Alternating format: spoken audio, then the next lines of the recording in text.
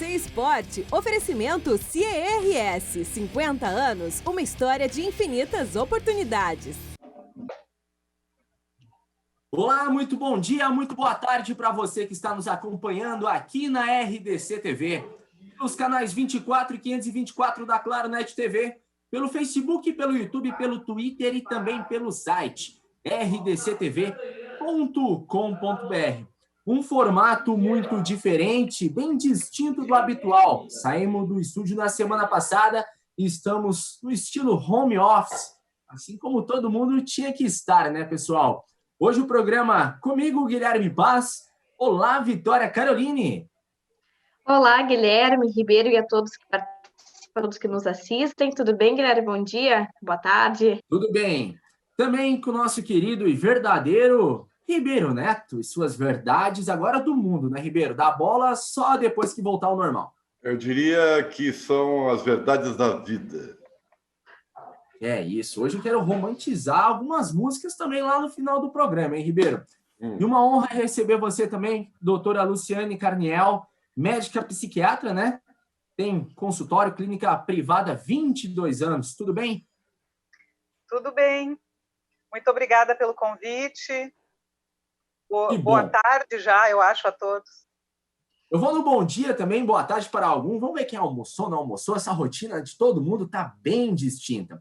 Vamos com a conversa, então, com a doutora Luciane, até aproximadamente 12h30. E depois, Marco Antônio, consultor de investimentos, né, da EQI. Então, para tirar algumas dúvidas do pessoal de casa também. A Vitória já vai chamar o pessoal na live para compartilhar as dúvidas, interações e tudo mais.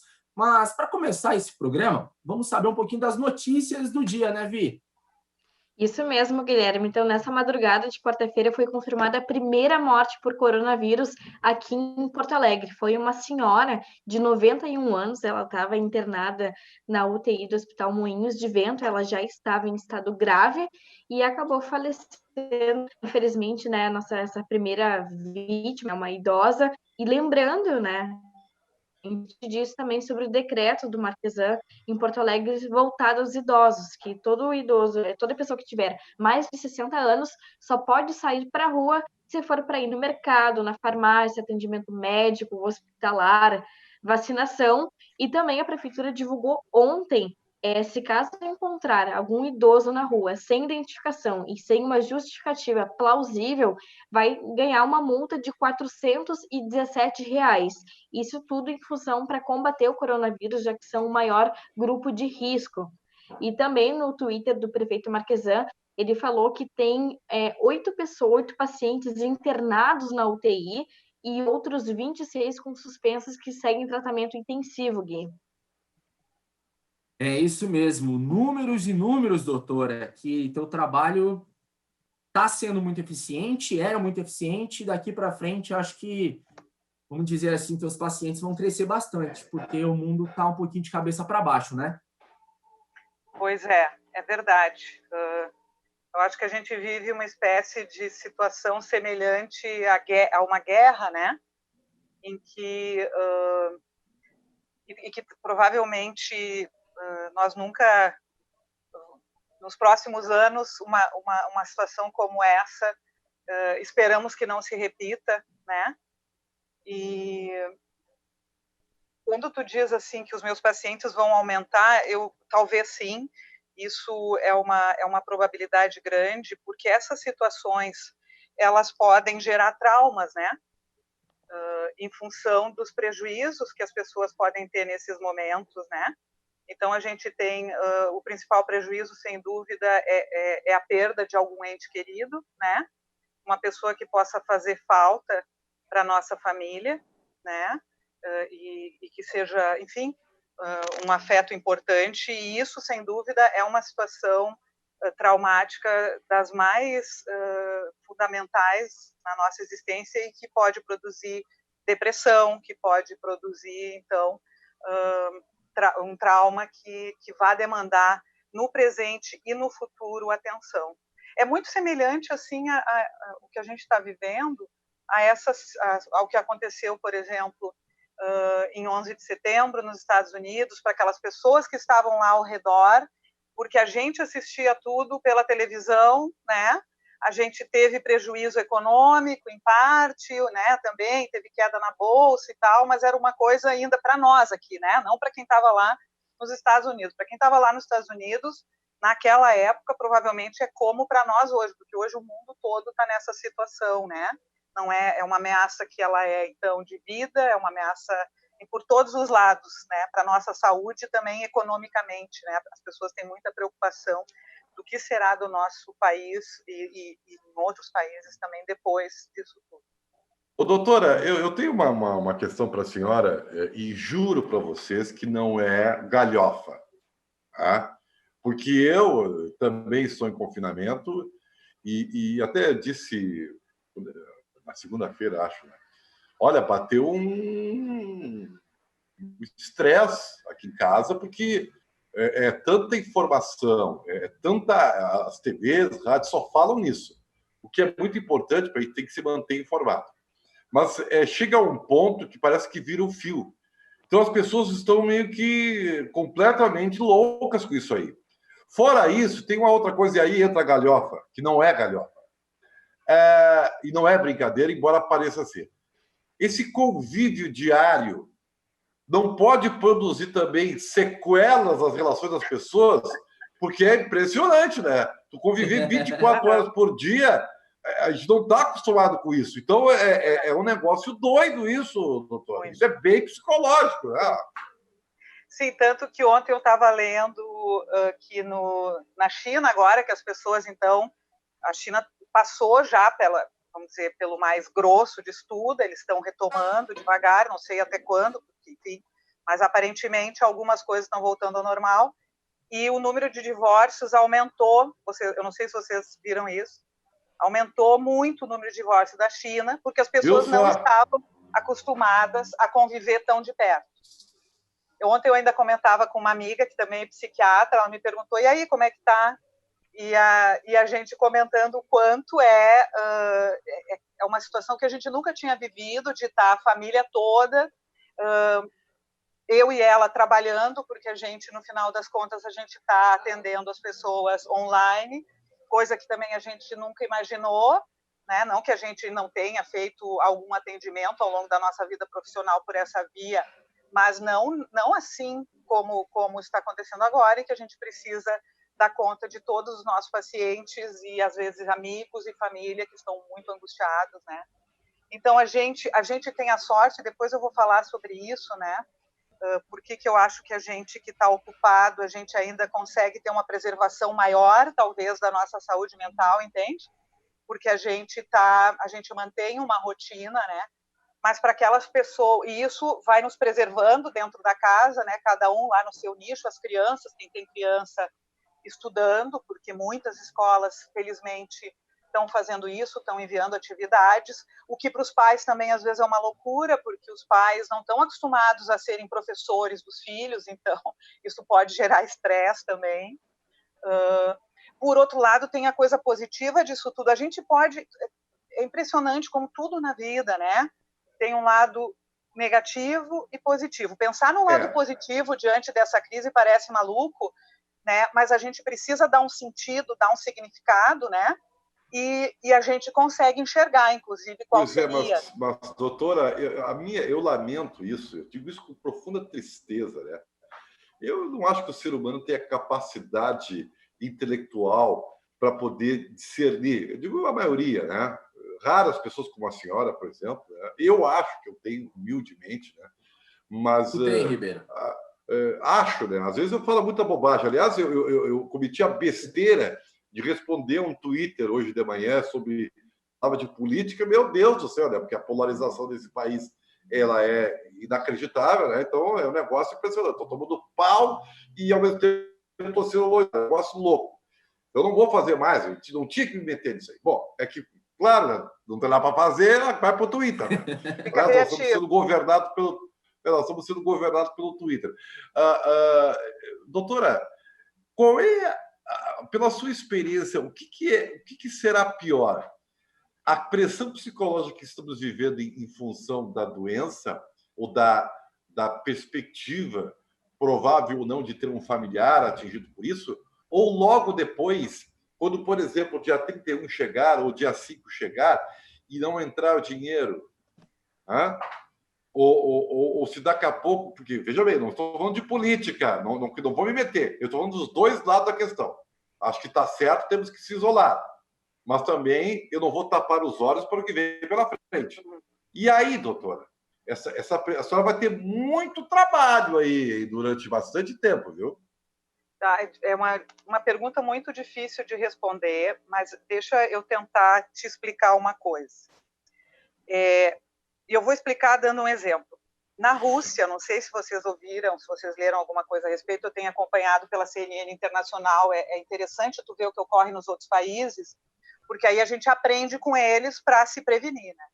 A Rússia tomou uma atitude muito cedo, né? A Rússia faz limite com a China e eles ficaram sabendo do que estava acontecendo pela proximidade também, não só por notícias, né? E eles fecharam a fronteira rapidíssimo, estabeleceram testagens suspeitos rapidíssimo e quarentena rapidíssimo. Isso significa que a Rússia, que é um país continental imenso, praticamente não tem casos. Então, e qual a importância disso? Bom, a importância disso é que se tu sobrecarregar... Aí eu vou dar um outro exemplo para tu ver qual a importância do que a gente está fazendo.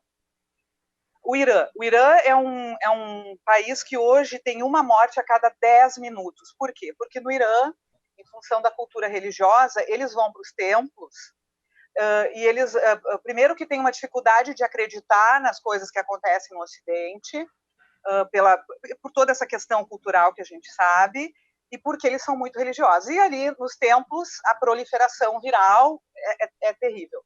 E o número de mortes lá, então, é imenso. A gente não sabe ainda com relação à questão da recontaminação, mas já há suspeitas de que tu pode te recontaminar.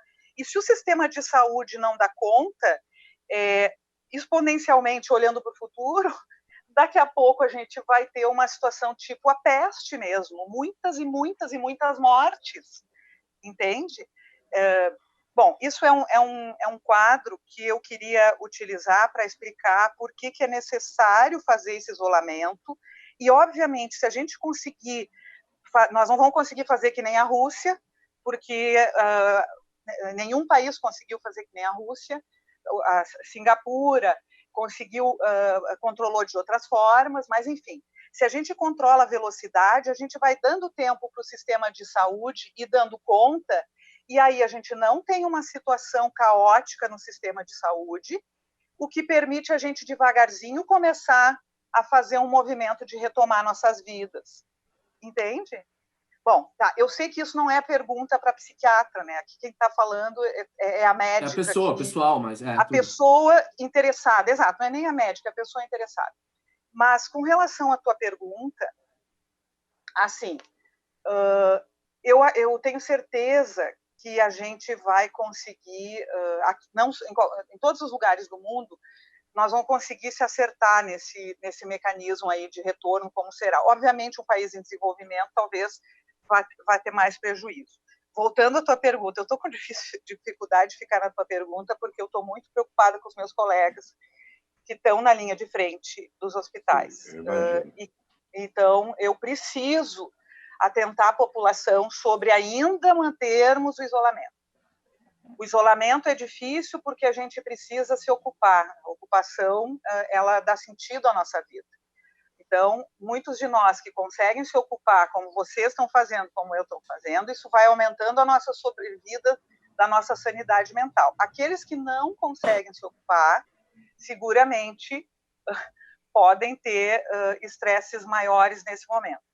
O fato de não conseguir pagar as contas é um elemento muito importante que a gente vê nas redes sociais. As pessoas estão muito angustiadas e com razão. Eu vou te dizer o que eu diria uma situação semelhante. Eu estava explicando, inclusive, com uma paciente minha, como é que eu vejo essa situação. Eu vejo essa situação muito parecida com uma situação, assim, por exemplo, de uma mãe que está com um bebezinho recém-nascido. Nada pode ser mais difícil na vida do que tu estar diante de um primeiro filho, tu sem experiência nenhuma, e tu tá com teu bebezinho chorando ali nas primeiras semanas e tu ainda não desenvolveu aquela capacidade de identificar por que ele está angustiado. Tu tá aprendendo a identificar por que ele está angustiado. Tu não sabe se é por cocô, se é por xixi, se é por fora. Aos poucos tu vai identificando e vai podendo acalmar ele. Só que a angústia do bebê, como o bebê não sabe nada do mundo, ela é difícil de ser aplacada. Então, essa mãe tem que seguir acalmando ele muitas e muitas e muitas vezes.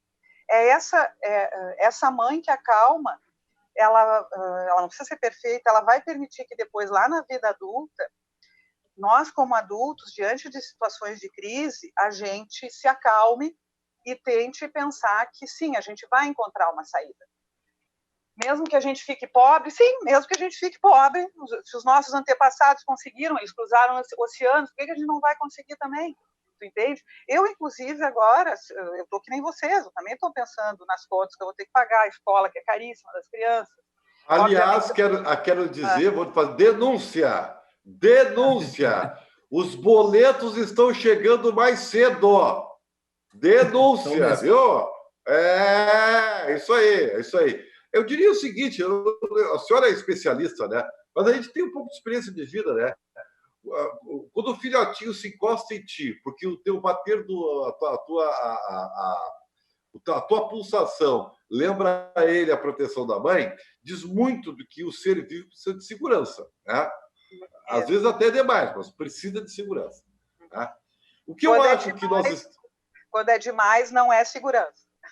Sim, exatamente. É o que acontece nesse país aqui quando muitos querem que o Estado sustente eles. Mas isso é outra coisa. Exatamente. Então, assim, eu lhe diria o seguinte, eu acho que o grande problema que nós estamos vivendo, embora o maior seja o vírus, é que a nossa comunicação está equivocada. E acho que o presidente, que até há pouco, se a Vitória puder nos informar, porque há pouco o presidente falou de novo, né? Ou iria falar. É importante a gente atualizar isso aí. A gente está segurando, Ribeiro, que vai entrar um VT também agora, uma tela nova que a gente tirou, então no final entra o VT. Nós temos um grande problema de comunicação aqui. O nosso presidente não sabe se comunicar, não vou nem entrar no mérito se é bom, ruim, que, sabe, não quero isso. Eu sou político como cidadão, mas não tenho partido. Mas eu creio que realmente a sua forma de comunicar não é a melhor. Né? Eu digo o seguinte, né, doutora? Mais forte do que a mensagem que tu passa é como o mensageiro recebe, né? O que vai definir a postura da relação é como o mensageiro recebe a tua mensagem, que aí é de várias interpretações. De qualquer maneira, eu acho que nós estamos vivendo o ápice, né, da neurose. Isso aí é bem do seu métier aí. Agora vou encerrar. E o que falta para nós absorvermos melhor tudo isso é algo que, infelizmente, esse país não tem. Chama-se, é uma palavrinha bem curtinha, chamada-se cultura. Isso. Não sei se é cultura, mas porque cultura, cada um tem a sua. É abrangente. Tá. Mas eu vou te dar 2 exemplos, assim. Japão e Alemanha, que estão manejando essa situação de uma maneira que vamos chamar assim muito eficiente, tá? Eles têm uma cultura, um jeito de lidar com as coisas em que eles conseguem manter uma frieza, um distanciamento muito maior que a gente. Por quê, doutora? Podem tem disciplina, porque existe disciplina. Mas eu já usei esse argumento e me disseram assim, mas eles são países ricos, aí é fácil. Tá. Mas a Alemanha, depois da guerra, estava arrasada. Disciplina. Eu não sei se a disciplina, ela obviamente, ela faz parte dessa cultura. Mas eu acho que tem muito a ver com como a gente recebe. E se a gente recebe com desespero, achando que não vai dar conta, e obviamente que isso tem a ver com a nossa cultura, e com isso que eu falei também, né, também de como a mãe, ou quem nos cuidou, administrou as nossas angústias, né? Então, bom, quem sabe também esse vai ser um aprendizado. A gente precisa, como país, crescer, amadurecer. É um país que também dá para a gente pensar tem muitos buracos, é um país muito infantil no jeito de lidar com as coisas. Claro, é só ver o número de pessoas preocupadas com o que está acontecendo no BBB. Aí a senhora vê exatamente o nível de infantilidade que nós temos aqui. Só para a gente analisar, né, Ribeiro? É o 4º dia de programa consecutivo nosso, onde o trend top do Twitter é o BBB e não o coronavírus. E tá aí, portanto, está aí. Está aí, né? Porque mas é entretenimento mesmo. Não é entretenimento. Isso é terceirizar as emoções. Tu terceiriza as tuas emoções vendo os outros. É por isso que as pessoas... Eu estou me metendo nada, senhora, eu sou curioso e metido. Tá? A senhora me deu um corridão aqui. As pessoas adoram programas policiais porque as pessoas adoram o sofrimento dos outros. Conforta a pessoa, ela vê que alguém está mais ralado do que ela. Né? E é por isso que esses programas têm grande audiência. Né? Então, assim, ó, e o BBB é a mesma coisa. A pessoa está transferindo para a tela da TV todas as emoções possíveis existentes da relação humana. Isso aí é uma infantilidade. Mas deixa eu fazer um gancho, tentando entender também isso como um processo e que a gente, diante dessa situação de enclausuramento, né, e diante dessa toxicidade que tu citou no início, da gente ficar só em cima da notícia, a gente também precisa achar recursos nesse nosso espaço para existir sem sucumbir, né? Então, claro, o BBB é muito raso, seguramente, né? Mas a gente tem... o que eu vejo as pessoas também tentando fazer é tentando manter um nível de ocupação que as mantenham saudáveis, né? Então, de novo, aqueles que conseguem manter seu trabalho via virtual vão estar com esse problema resolvido em termos, né? Embora eu queria falar depois um pouco sobre isso também, que isso pode ser over, né? Mas aquelas pessoas que não estão com uma atividade ocupacional em casa, eu tenho escutado muito assim, bom, então eu vou fazer exercício físico, eu vou olhar série, porque se eu ficar só em cima das notícias, eu não vou dar conta. Então, mas concordo contigo, né? BBB... A criação de uma rotina, né, doutora? Isso, a criação de uma rotina. Acordar cedo, entre aspas, né? Acordar, tomar um café, ler um livro, fazer uma rotina em casa. Vou dar um exemplo aqui de casa, né? A escola deu as tarefas para as crianças e a gente, num primeiro momento, vamos ver como é que nós vamos fazer. Conversamos e cada uma estabeleceu um horário para fazer. Não funcionou, virou uma bagunça e aí tivemos que dizer, não, de manhã é escola, não interessa. Acordou, toma café e aí aquilo nós já percebemos imediatamente que aquilo melhorou o humor delas, elas ficaram super mais tranquilas. Então, a gente claro, a gente não está acostumada com isso, né? Porque isso vem pronto, te larga as crianças na escola e a escola dá conta disso. A gente precisa, então, ficar vendo estratégias de como fazer isso. E só para concluir o que eu falei, aqueles que estão trabalhando em casa, ontem eu estava falando com um paciente que me contava, então, que ele tem muito trabalho, porque ele é de uma área de muito trabalho. Mas ele foi feliz, que bom, pelo menos isso, eu vou trabalhar em casa, né? Em casa vai ser mais tranquilo. E aí o que aconteceu é que ele acorda às 7, vai dormir às 10, ele está trabalhando o dobro do que ele trabalha. Claro que é por um problema dele, por uma dificuldade dele, dá limite, em função das neuroses dele, que não tem a ver com o coronavírus. Mas vejam como é importante, mesmo a gente trabalhando em casa, então, tu estabelecer um limite, uma rotina de, não, aqui parou. Entende? Eu tenho que, aqui eu vou trabalhar até esse horário. Bom, mas as demandas vão continuar chegando. Não, agora tem uma espécie de chats que as pessoas ficam todo mundo online, um Big Brother. Tipo, o Big Brother, todo mundo, para vocês devem estar passando por isso. Fica todo mundo ali, e aí tu quer sair, e daí tem o outro que fica até às 11 da noite. Putz, mas ele ficou até às 11, eu só fiquei até às 6. E eu estou em casa, né? Eu estou vagabundeando. Não. Enfim, são coisas que nós também estamos aprendendo agora, de alguma forma, né? Nessa nova rotina. Doutora, tem uma pergunta.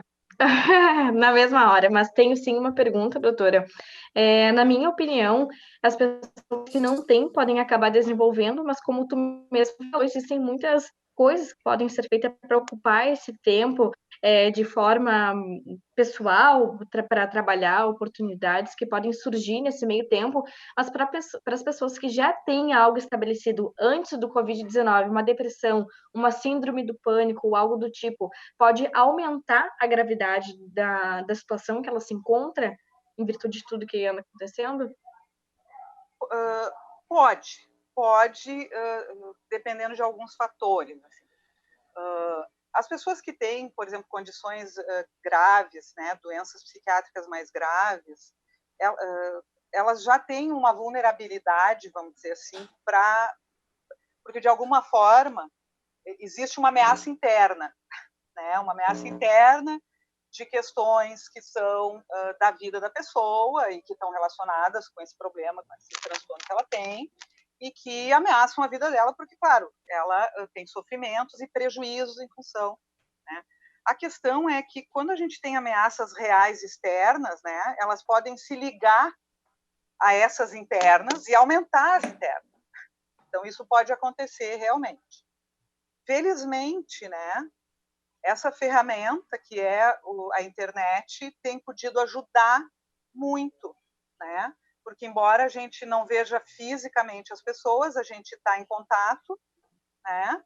E o nosso, com relação por exemplo,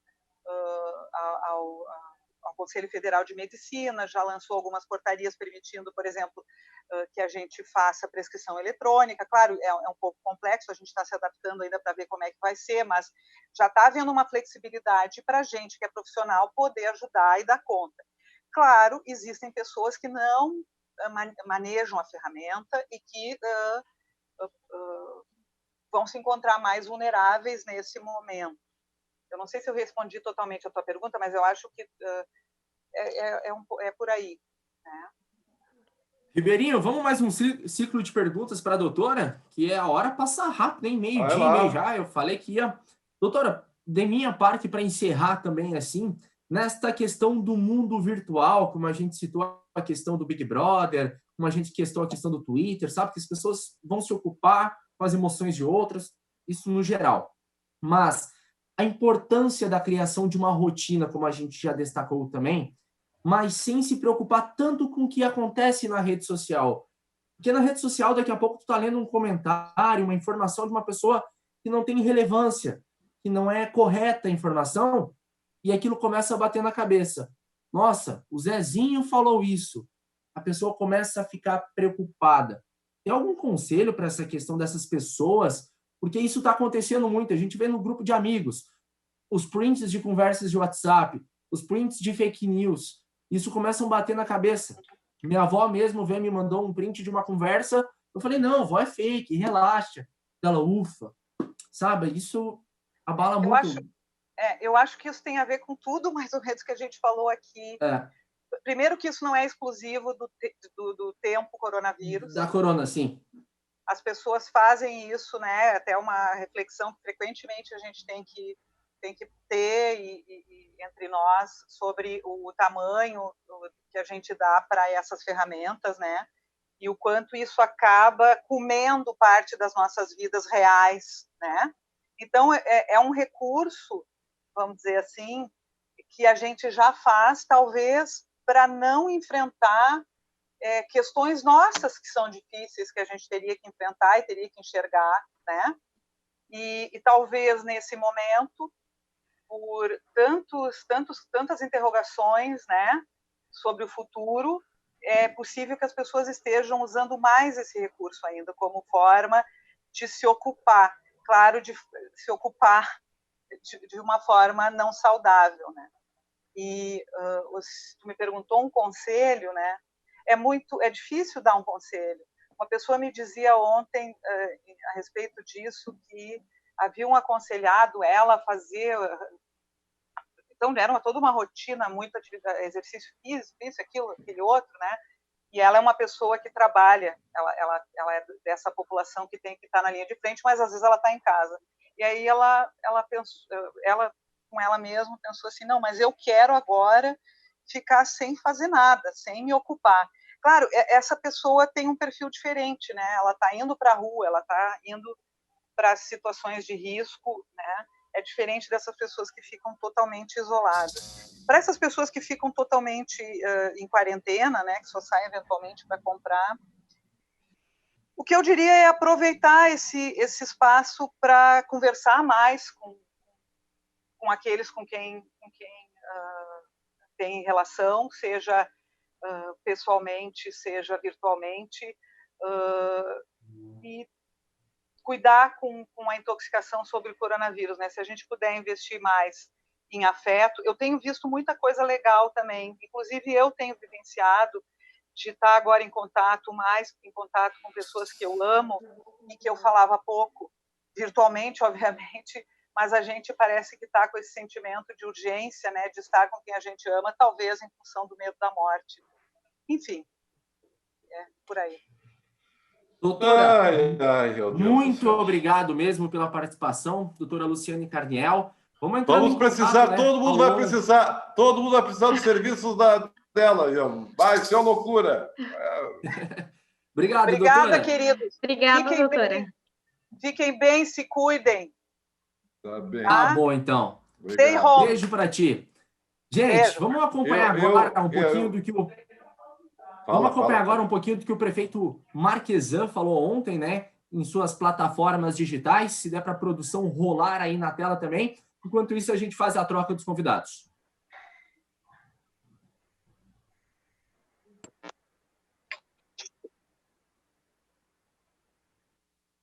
Porto Alegre, em virtude do coronavírus, de uma pessoa com 91 anos. Nós, ao longo das últimas semanas, estávamos contabilizando e monitorando a evolução do vírus na cidade através do número de pessoas contaminadas.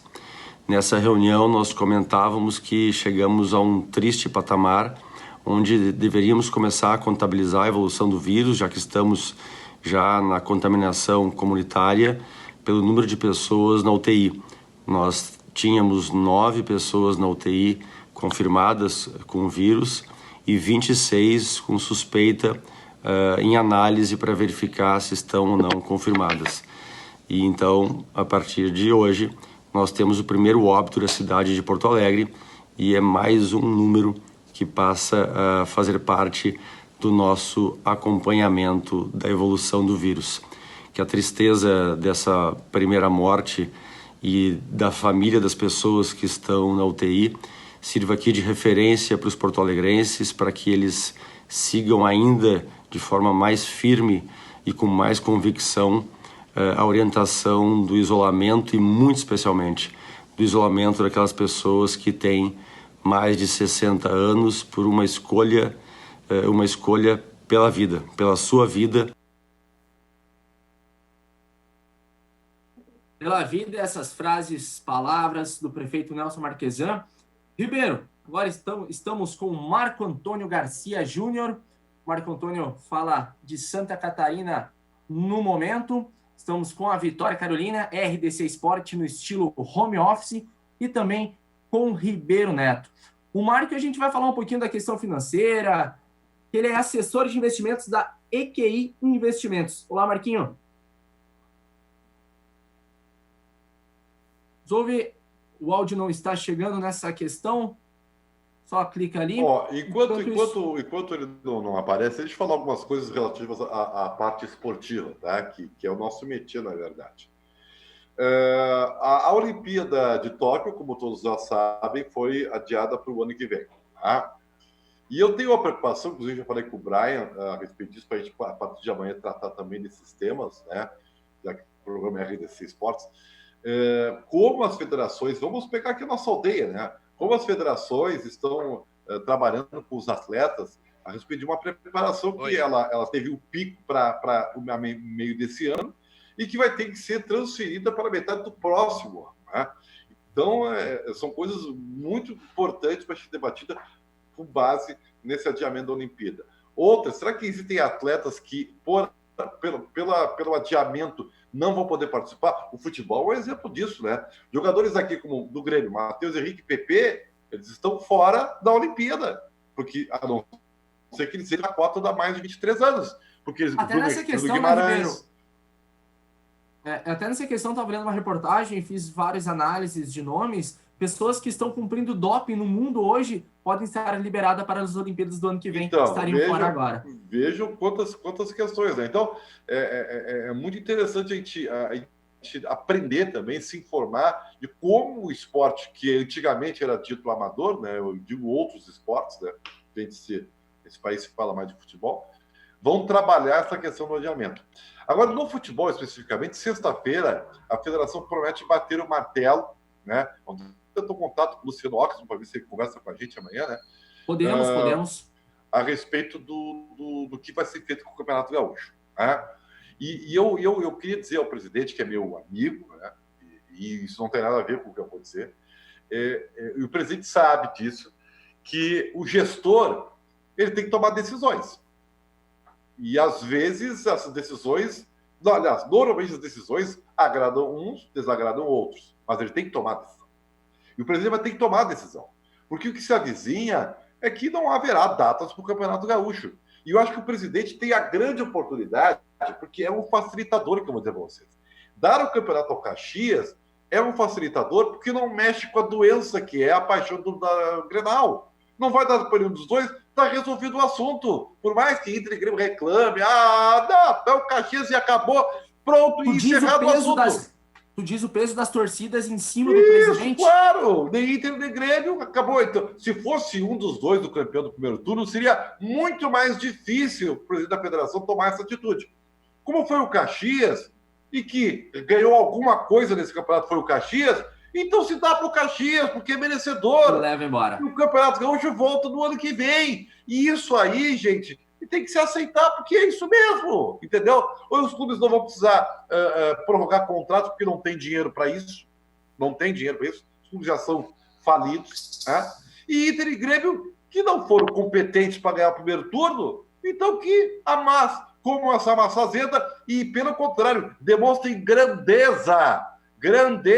E parabenize o Caxias. Foi o único que venceu alguma coisa no Campeonato Gaúcho. Então, e assunto encerrado, e bola para frente. A federação que vai se preocupar com a divisão de acesso, que ainda não começou, né? Com a segunda divisão, com a participação dos clubes na feminino. Copa do Brasil, futebol feminino, enfim, sabe? O Campeonato Gaúcho deu, acabou. E ficar nesse reme-reme aí, não tem. Até porque, meus amigos, vamos não vai ter entrar em contato.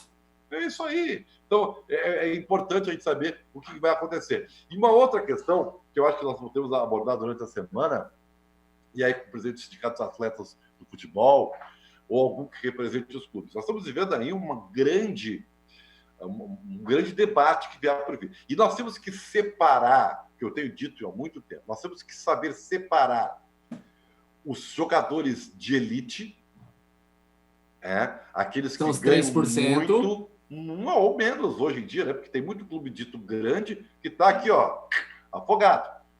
Então, e o jogador profissional, que hoje é 90 e tantos % que ganha pouco. Né? Então, assim, ó, eu não sei se isso é uma coisa que é um debate, porque o torcedor, na verdade, a paixão dele é tão cega que ele não está nem aí porque o clube vai gastar ou não, ele quer ganhar. Essa é a grande verdade. Me lembro da campanha Fica Jardel, você nem era nascido ainda, acho, o Guilherme. A torcida paga, tinha uma expressão, compra que a torcida paga. A torcida não paga coisa nenhuma. A campanha Fica Jardel, que Jardel ia para o exterior e a torcida que ficasse no Grêmio, foi um fracasso. Né? Porque a torcida não tem dinheiro. Aliás, tem uma outra coisa que eu vou dizer para vocês. Eu fiquei muito decepcionado com o discurso do Paulo Luz, vice-presidente de futebol do Grêmio. Querer que o torcedor dê prioridade para o clube do coração, porque agora os clubes estão sem dinheiro para pagar esses milhões aí, alguns pernas de pau. Não. O Grêmio e o Internacional, vou ficar só aqui na aldeia, porque vale para todos os clubes de elite, Flamengo, Corinthians, Palmeiras, eles é que tem que presentear o torcedor. Ó, meu amigo, você que está aí, vai ficar falido, muitos vão ficar desempregados, você não precisa pagar a mensalidade até o final do ano. E isso é que devia acontecer. E esses clubes negociar com esses jogadores que ganham uma ilha da fantasia, fora da realidade, negociar os seus salários. Eu estou preocupado mesmo com o jogador profissional que ganha uma miséria. que é uma grande maioria, 90 e tantos por cento. Então, assim, ó, esse debate tem que acontecer, mas eu não vou deixar de dizer as verdades aqui, tá? É isso aí. Marco Antônio Garcia Júnior, assessor de investimentos EQ Investimentos. Tudo bem? Tudo bom, Guilherme? Como é que estão as coisas por aí? Estão me escutando bem? Tudo certo, tudo bem. Áudio bom, qualidade boa também de vídeo. Marco, essa questão, né, do abalo financeiro nos clubes de futebol, como é que tu enxerga isso? Então, eu até tenho um caso aqui, deve estar acontecendo com bastante clube pequeno. Aí eu sou de Balneário Camboriú, então aqui do lado a gente tem o Camboriú Futebol Clube, né, que está aí no acesso do Catarinense, e o clube tá preparando algumas coisas dentro do marketing para saldar esse orçamento para a segunda divisão, né? Então, claro, não chega nos milhões que foi comentado, mas uns 60, 70 mil reais para um time de cidade pequena, né? Chega a ser bastante impacto no financeiro agora. São coisas que a gente vai ter que lidar, assim como o pequeno empresário, o microempreendedor vão passar por isso também. Acho que isso vai afetar bastante os pequenos clubes, né? E vocês podem até falar melhor isso do que eu. Nessa questão, Ribeiro, só um dado que eu estava tentando lembrar, a questão do salário do André resolveria a folha de 3 clubes do interior. O salário do André que está escanteado. É que a situação que nós temos hoje, ela salta aos olhos a irresponsabilidade que existe nesses clubes, que não trabalham com o dinheiro deles, né? De pagar fortunas para jogadores que entregam quase nada, né? Então, agora, no momento da crise, quem sabe os dirigentes não se... Né? É utopia que eu vou falar, não começo a pensar, olha, né? Porque não existe união, o clube não existe união nenhuma entre clubes. Não existe, aí é uma utopia também. Mas assim, ó, tem que parar o Brasil num caos, numa economia que é falida. E os nossos, alguns clubes querendo pagar, repatriar jogadores pagando uma fortuna. Isso aí é uma irresponsabilidade, tá? E beira o deboche com o povo brasileiro, tá? O treinador ganhando R$1 milhão. Mas o que é isso? Sabe? Então, quem sabe, esse momento que nós estamos vivendo, eu duvido, mas quem sabe, né? Possam se ater a essa barbaridade que acontece aqui, fruto do quê? De uma paixão cega e desenfreada do torcedor. Porque se o dirigente, que é um pavão, né, não ganhar, ele vai lá, pega o dinheiro que não é dele e sai gastando à toa. Não interessa para coisa nenhuma. Agora eu vou fazer uma pergunta para o nosso consultor aí. O senhor acha que o próximo dia 5 desse mês vai causar uma depressão tão grande como a perspectiva da doença? Tu diz em questão da perspectiva até de ser o pico da doença? Não, das empresas poderem pagar os seus funcionários e de receberem salários. Porque o que eu estou dizendo é o seguinte, não tem alternativa, nós temos que ficar isolados, a doença é o mais importante, é óbvio, né? Não tem nem o que... Mas só temos uma coisa que vai vir pela frente agora, em seguida, que é o próximo dia 5. E aí? Dia 5 e dia 10, né? Os dias que a gente espera. E muita gente trabalha e leva o seu dia a dia em função desse pagamento, né? Eu tenho conversado com pequenos empresários, com grandes também, que têm conseguido lidar de forma mais pontual com isso. O microempresário ele vai sofrer mais, mas muitas vezes ele é sozinho, então esse reflexo vai ser só nele. O que chama mais atenção é o pequeno empresário que não tem caixa para manter a empresa rodando. Então, alguns têm e conseguem buscar um crédito para se organizar financeiramente, e aí os bancos vão, de alguma forma, ajudar esse empreendedor.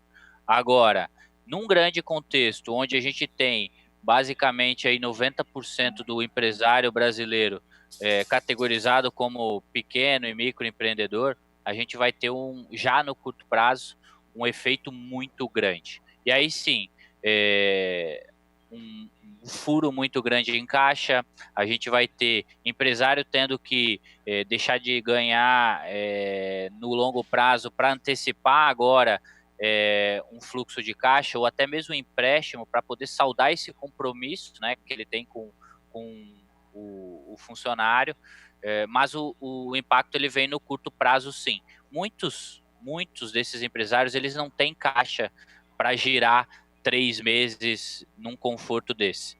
Então, por isso que hoje até há um movimento muito grande na internet de um lockdown mais equilibrado, né?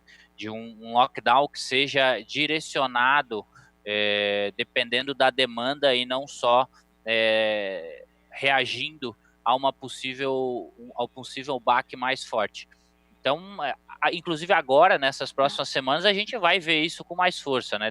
Depois do pronunciamento do nosso presidente ontem, a gente vai entrar nisso com uma discussão mais forte, com uma discussão mais calculada com o que a gente vai ver de prejuízo.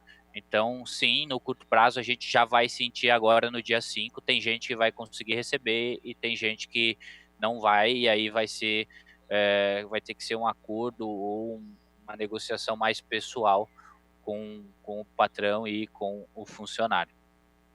Vi? Marco, então eu queria saber a tua opinião. A gente sabe que as empresas elas estão deixando de produzir, em vender, enfim, em virtude de todas essas ações para ter o combate contra o coronavírus. Quanto tempo, na tua opinião, que dá para ficar em quarentena sem a economia entrar em colapso? Olha, entrando num conceito mais vendo a economia e vendo a produção em si, eu teria como até tomar uma posição em relação à China, né, que faz tudo mais rápido com a gente. Eles estão se recuperando lá, estão voltando à produção agora, e se a gente considerar que fechou talvez uns 3 meses, né, lá da doença, só que lá as coisas acontecem mais rápido, até porque eles vivem uma certa ditadura empresarial, o que força algumas ações no curto prazo. Aqui a gente ainda não viu nas grandes empresas o resultado do primeiro trimestre. Então essas empresas são dados abertos que a gente vai conseguir enxergar no mês que vem isso no papel. Claro, já vai pegar um pedaço, né, do que tá dessa última quinzena de março, onde a gente vê uma reprodução do resultado, mas a gente só vai conseguir ver mesmo o problema coronavírus nas empresas de maior porte, que daí sim onde tem grandes funcionários e grandes demissões ou contenção de funcionário, agora no começo de abril. Isso é uma discussão, o pessoal da saúde deve ficar um pouco incomodado com pessoas fora da área deles entrando nesse mérito, né? Mas eu não defendo um prazo em específico. Eu defendo que tem que ter uma estratégia mais pontual para tipo de negócio, para tamanho de negócio e também para o perfil desse negócio hoje como produção, né? Tem empresas agora que foram parar na quinta, sexta-feira, como WEG, que é aqui do Sul, que é muito forte, GM, eles começaram a parar agora e já saiu um pronunciamento de que vão mudar de novo para deixar mais flexível essa contenção. Agora, em questão ao que o vírus pode fazer com a população, seria muito petulante da minha parte pegar um prazo. Eu aqui, por exemplo, para vocês terem ideia do meu tipo de negócio, eu não parei de trabalhar em momento algum. Eu consigo... Hoje eu até estou tendo mais contato com o meu cliente, porque ele está em casa, no caso, né? Ele está de quarentena, mas eu não. Então eu só trouxe os meus aparelhos para casa, eu mantenho todo o meu racional de trabalho e faço isso de casa. Então, para mim, é como se nada tivesse acontecido, a não ser o incômodo, né, de estar trabalhando em casa, de estar trabalhando com a equipe remotamente. Então, eu não vou ser impactado em nenhum momento nesse curto prazo. O que a pode não acontecer... A não ser que a empresa diga para ti, ó, não vou poder pagar a tua assessoria porque eu estou falido. Então, a gente até tem uma questão muito legal, assim, em algum momento, né, que a gente recebe, a nossa remuneração é 100% variável e depende do tamanho da carteira que a gente carrega, tanto pessoa física quanto pessoa jurídica. Então, hoje, a gente está tendo aí uma diminuição, em alguns casos, de carteiras que estão oscilando 50%, né, com essa queda da Bolsa. Então, no curto prazo, ainda não estou sentindo uma redução ou uma perspectiva de não receber. Mas, se num cenário de colapso, a pessoa zerar a posição dela, a pessoa tomar decisões ruins como investidor, eu posso parar de ter uma receita sobre isso. Então, por isso que eu defendo a ideia do tipo de negócio, né? O nosso consegue trabalhar muito bem, eu estou muito confortável aqui, não precisaria nem discutir com quem acha que a gente precisa estar parado. Mas eu tenho muita empatia, até uso o exemplo do Zeca da peixaria, que liguei para ele, pedi para ele separar para mim um salmão e um peixe branco, e ele começou a desabafar no telefone, porque ele estava muito feliz que alguém ia comprar alguma coisa, porque ele não sabia mais o que fazer. Então, assim, um pouco de empatia com quem vai sofrer mais, né? Para mim, hoje está confortável, mas eu não posso deixar de olhar para ninguém. Marcos, os jogadores de futebol estão investindo? A gente tem alguns, eu não posso falar nomes, mas sim, conhecidos de vocês aí, da dupla, estão com um fluxo de caixa bem interessante, não estão sendo afetados ainda, pelo menos ainda não, os que eu atendo daí não tiveram nenhum tipo de problema em receber, porque são vários acordos, né? Eles recebem de patrocinadores, recebem de várias campanhas que eles fazem, e ainda tem a questão do clube. Estão com, em maioria, assim, os principais estão com um fluxo de caixa muito saudável. Então, acredito que jogadores que recebam aí 300, eu tenho um jogador de São Paulo que recebe mais ou menos 1,5 milhão por mês de salário e de... Esse daí não vai sofrer nunca. De bônus. Então, assim, ele tem um fluxo de caixa saudável na pessoa física, ele ainda tem pagamentos que ele vai recebendo do clube. Então, essa galera, o investidor em si, que tem dinheiro, ele não está sofrendo. Muita gente fala assim, o investidor está torcendo para o mercado parar de cair porque ele não quer perder dinheiro. Não, pelo contrário, tem investidor torcendo para cair, para ele comprar o mais barato possível, e esse reverse que o mercado vai dar, ele está muito bem posicionado. Então, a preocupação hoje, ela é mesmo com o microempresário. Isso aí que o senhor falou é a teoria da conspiração chinesa, né? Exatamente. E assim, ela é tão bem construída que faz muito sentido. A China está com caixa. A China está com caixa hoje para trabalhar nesse cenário, entende? O maior investidor no mundo, lá, Warren Buffett, que é sócio da Coca, sócio da Apple, ele tem $1,5 bilhão em caixa para comprar. Mundo. Ele pode comprar no mercado europeu, ele pode comprar no mercado brasileiro, ele pode comprar no mercado americano, e todos caíram. E aí, esses caras que têm hoje volume, eles não estão preocupados. O que preocupa de fato é o cara que é pequeno, é o cara que precisa honrar o dia a dia dele, precisa honrar o dia a dia dos funcionários, né? Esse sim, ele está com algum problema no curto prazo. Ribeiro, 1 minuto, considerações finais, 30 segundos para o senhor. Falei demais até, né? Um grande abraço a todos, se cuidem, Ribeiro, se protejam. Para deixar mais leve o programa, agora 12h57, você que é um especialista, indica uma série para o pessoal em casa, um filme, para aliviar um pouco. Digo sim, embora ela seja um pouco juvenil, eu reconheço, né? Mas a temática é muito interessante. Está no Netflix, Carta ao Rei. É uma minissérie, porque ela tem início e fim. Recomendo, é muito legal, um bom entretenimento. Beijo, tchau. Valeu, beijo. E aí, Vi, tchau. Tchau.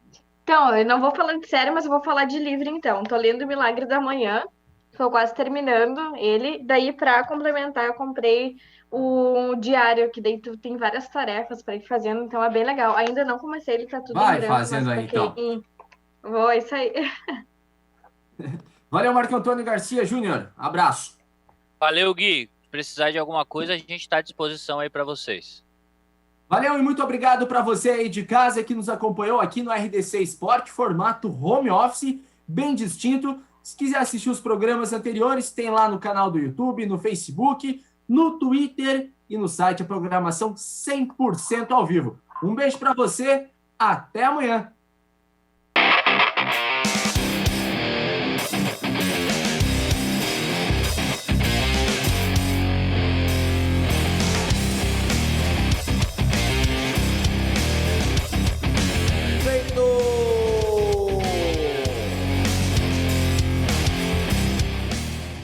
RDC Esporte, oferecimento CIERS, 50 anos, uma história de infinitas oportunidades.